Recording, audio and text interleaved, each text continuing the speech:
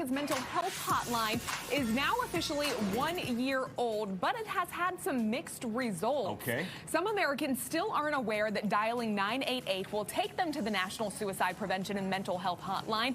Many still don't even know it exists. Very few states have established any long-term funding to help support it, despite 75% of Americans saying they would pay a fee for this.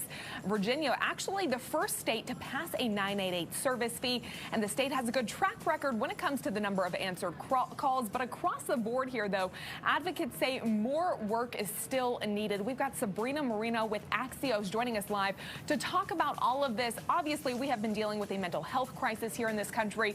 Seems like right now this is more talk than action from government officials. What are the hard numbers, though, when we look at the effectiveness of this rollout of the hotline?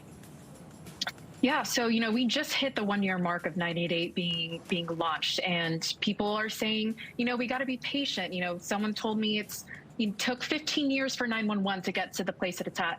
But where we're at right now is that more than a third of calls in D.C., for example, are actually being redirected outside of the city. And what that means is that, if people are needing help, if people are needing to go to local resources, it can be really challenging for staff to connect people to those local resources. And that's in large part because area code, that is kind of what determines on where your call goes. And as we know in DC, and in major cities in general, your area code doesn't necessarily mean that that is exactly where you are. Can we talk about funding for this program briefly? Like, what solutions are being tossed around? So a major one is using phone fees, and which only 6 states have officially committed. 6 more states are kind of looking at pending legislation. DC currently doesn't have any specific one on the books right now, and that's according to, state health policy websites.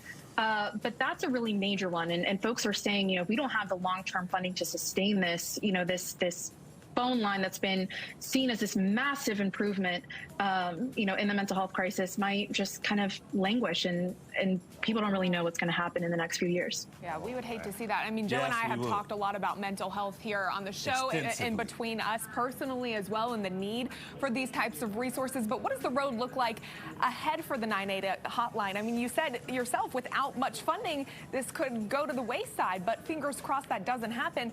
What's the more realistic picture in the next couple years? So there is some limited funding that kind of comes out of every couple years. And so right now there's states that are committing funding, but then it's kind of like we're in the 2024 cycle, 2025 cycle.